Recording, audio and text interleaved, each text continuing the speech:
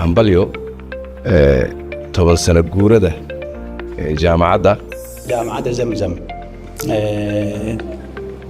waxaa loo asaasay inay buuxiso baahi ka jirto dalkeena gaar ahaan jawaanibta ama dhinacyada cilmiga ah iyo farsamada la xiriiro.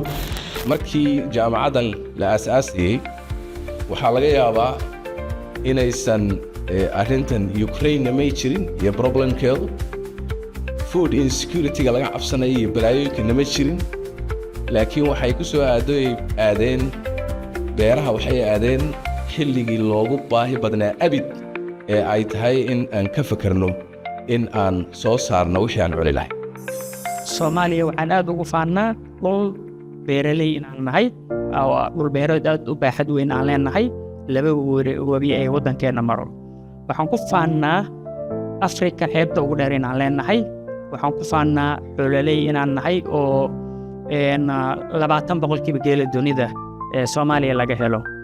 runtii intaas iyadoo jirto haddana caqabadaha shacabkeena haysto aad ayay u fara badan yihiin oo hantidaas faraha badan leh waa ka baahannahay.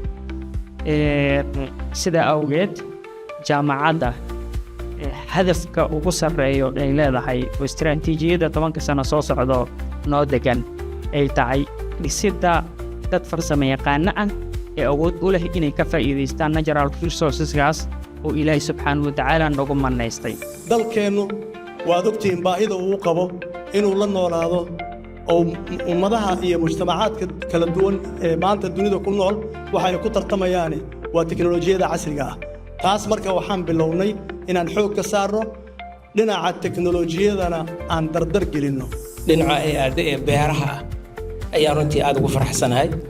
marka koobaad waxa la dhiso qof bini'aadina ayaa ugu horeeya oo wax la bara qofkaas markuu wax barta ayuu wax soo saari karaa. dhinaca beeraha ay aadeen runtii waa meesha aan u bogno. Biz dünyanın hiçbir yerine yardım etmek için gitmedik. Her gittiğimiz yere kardeşlerimizin yanına onlarla beraber onların yaşadıklarını paylaşmak için geldik.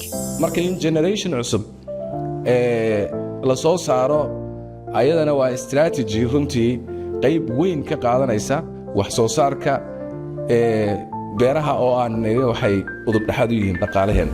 marka jaamacadda waan hambalyeynaya maanta jaamacadda Zamzam waxay ka dhisan tahay ka shaqeynaysaa 3 gobol caasimadda aan joogno oo xarunteeda weyn ku taalo magaalada Baydhabo iyo magaalada Jowhar. saddexdaas magaalo jaamacadda waxay ku leedahay xarumo ama campusyo oo baahida asaasiga ah ee waxbarashada ay u dhameystiran tahay oo jaamacaddan iska leedahay looguna talagalay waxbarasho in lagu qabto.